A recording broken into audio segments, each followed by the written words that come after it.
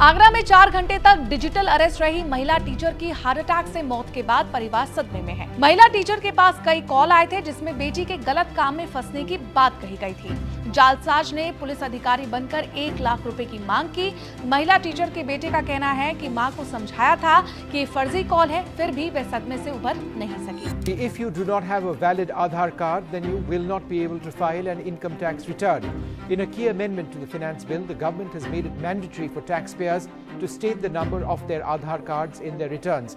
Similarly, an Aadhaar card is a must for a PAN card application. An IT return filed without a valid PAN card number will be deemed invalid. An Aadhaar enrollment number can, however, be used for filing a return as an interim measure. Now let's take a look at what's happening in the world of tech, essentially in India, in what is being described as possibly the biggest case of data leak in India. Personal details of more than 815 million Indians have been put out for sale on the dark web. Just to give you some context here, India's total population is a little over 1.486 billion people. The breach was brought to light by a hacker known as PWN 0001. Now, this hacker shared spreadsheets containing 4 large leak samples with fragments of Aadhaar data as proof. One of the leaked samples contained around 100,000 files with personal details of Indian citizens. The initial discovery of the data breach was made by Re-Security, a US-based cybersecurity solutions and services provider. The data is believed to have been sourced from the Indian Council of Medical Research database, commonly known as ICMR. ICMR had collected the personal details of individuals during its COVID-19 testing. Rights as trumps. Privacy trumps everything else. Privacy trumps government, business interests. Why? Because that's how you protect individuals from potential exploitation. What we are seeing today in India is horrifying.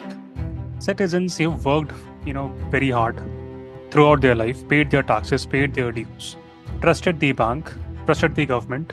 Just 1 minute, all their money gone. And then they blame themselves, not the government. Why? Because Modi ji ne kara hai, soch kar hi kara hoga. And well, popular Indian audio product and smartwatch maker Boat is the latest victim of a cyber attack. Personal information of more than 7.5 million customers is now available on the dark web.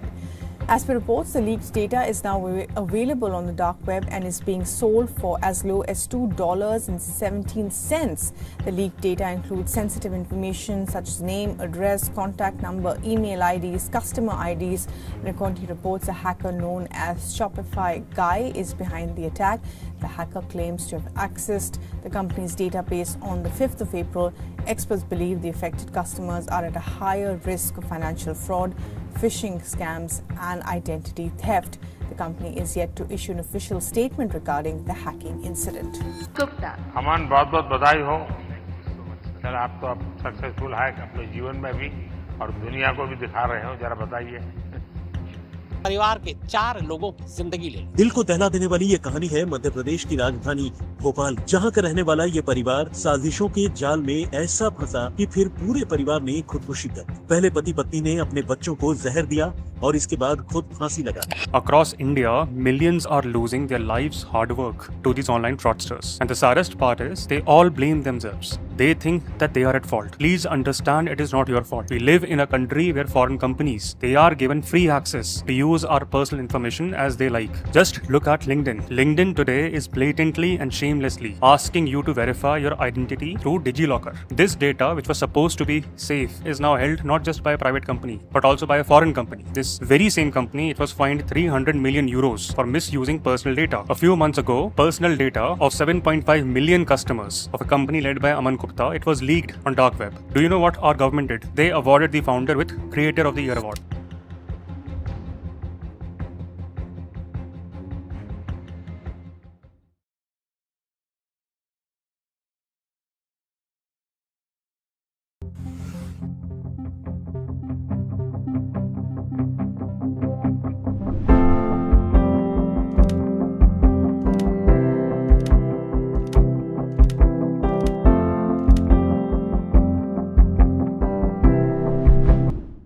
Why do you think that happened? I mean, that family changed forever. People can claim that how can you trust a phone number? But there are many kinds of citizens in our country. They operate on trust. A random call, that your daughter is engaged in such activities. And this could be anyone. There's no end to it. In times to come, just a few months later, you will see, in fact, actual cloning of your voice when these scams undertake. And under stress, pressure, parents could do whatever. Who knows? What's the reason? Are we at fault? What's happening? The reason is there is absolutely no privacy left in our country. The CEO of Boat, he's the national award for whatever. Boat was sharing, leaking, his company was leaking the data. And he's not alone. There are many. No privacy left. Aadhaar numbers. Scammers can tell you the exact Aadhaar number that you have. Why? Because our personal details are out in the open. What is happening? Are we at fault or something is wrong from government side? Because I've been in Europe, things were very different. Whichever website I operated, I was given many options to use that. Today LinkedIn is asking each one of us to refurbish our Aadhaar data or voter ID number or whatever. But LinkedIn cannot do that in Europe. Why is this happening? Tomorrow when scams take place, when your entire life saving is gone, police officials who are supposed to protect you, government that's supposed to protect you, for which they take your taxes, they will tell you are an idiot. And out of shame, many of us may not even talk about this. Why does this happen? This happens when we do not value individual privacy. This happens when there is no adequate protection for your privacy. This is where I need to talk about a concept called rights as trumps. Anyone heard of this term? Rights as trumps. Does it mean that rights are more important than other things? Every other thing? Yes, rights as trumps. Popularized by a philosopher called Ronald Dworkin. Imagine 1960s, 70s in his country. That was a time when governments around the world, they were expanding their control over people's lives. The tension was growing between individual freedoms and states' push for security, order, efficiency. The way we have today. Government in the garb of anything is taking your data. Can't protect that data. It was in this context, Ronald Dworkin, he argued that individual rights should act as trumps over collective goals. What does that mean? He believed that individual rights are not just as random rights. They are non-negotiable, inviolable. This means that they should trump, they should outweigh collective goals. They should outweigh economic efficiency, the way we see in the case of Aadhaar. Whenever there's conflict, that should be the case. So he was basically saying that our rights should come first, even if it's inconvenient for the government. Dworkin believed that rights protect our autonomy, our dignity. See, when we don't have that right to privacy, what's happening? Our dignity is going, autonomy not there. Rights are very critical. Rights are shields, guarding individuals from being sacrificed for the greater good. In our case, it means what? It means data, your privacy should not be compromised just because it might be easier for the state to do something, possibly track everyone, so that they can also target the audience, show you relevant advertisements. By the way, these days governments are those platforms that splurge money on advertisements. In European Union, they implement something called GDPR, General Data Protection Regulation. Anyone heard of it? It's a law that gives people control over their data. Anyone lived in Europe, must have experienced that. GDPR in a way gives people control over their own data. It treats privacy as a fundamental right in truest sense. Gives individuals control over how their data is used. If a company collects your information, you have the right to know why. How long will it be stored?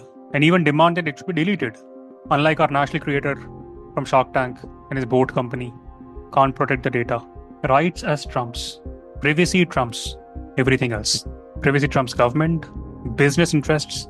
Why? Because that's how you protect individuals from potential exploitation. What we are seeing today in India is horrifying. Citizens who've worked, very hard throughout their life, paid their taxes, paid their dues, trusted the bank, trusted the government. In just 1 minute, all their money gone. And then they blame themselves, not the government. Why? Because Modi ji ne kara hai, soch kar hi kara hoga. Modi ji did it. Something, you would have thought about that. In India, although, Supreme Court recognized privacy as the fundamental right in 2017, our current data privacy framework, it does not have the iota of strength of GDPR. The proposed personal data protection bill, it allows government significant access to personal data because national security and everything for them. And who can debate national security? In the garb of national security, government controls many aspects of your lives. So government claims to protect privacy. In practice, we all hear all these terms, privacy. But we have that. You don't even have control, until unless you do a WhatsApp call, anyone can listen to your call in reality. What would Dworkin think of India's privacy laws? According to Dworkin, true privacy protection means your data should not be open to the state just because it says it's security. Rights are there to protect your autonomy, your dignity, not to be traded off in black market or dark web. Dworkin was not the only one talking about rights. Think about John Locke, one of the earliest liberals. He argued right to life, liberty, property, natural rights. No government can infringe upon these rights. If Modi ji was there, he would have said, listen, Locke, there is national security. I should take all your rights. It was a Lockean idea that influenced the American Revolution, the French Revolution. It forms the basis of liberal democracy. But today, I think the word liberal itself in India has become an abusive term. In reality, they're talking in your favor, in your own benefit. But here, random folks becoming spokesperson for Adani, Ambani. Anyone who disagrees with the idea of rights as trumps, don't disagree, be easily manipulated. Someone should disagree with this. What is this COVID-19 pandemic or a pandemic like that again?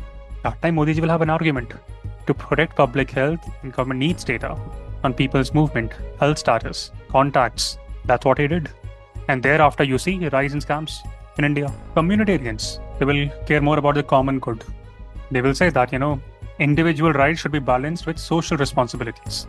They may argue in times of pandemic, common good might justify whenever you override individual privacy. So this Dworkin idea that rights as trumps, it argues that rights like privacy should always have priority over collective goods, as you saw in GDPR in European Union. Privacy in this case, it trumps business interests, government surveillance. In India, however, privacy is not even Hindu. So how can you protect that? Or Muslim or whatsoever. To think beyond caste, you have to think beyond religion. Otherwise, we'll continue to live in 16th century. Back in those days also, similar conversations were happening. Hindu, Muslim, pork, cow, that's it. 21st century, 22nd century, that's how India will be. Write down this question. Discuss the doctrine of rights as trump.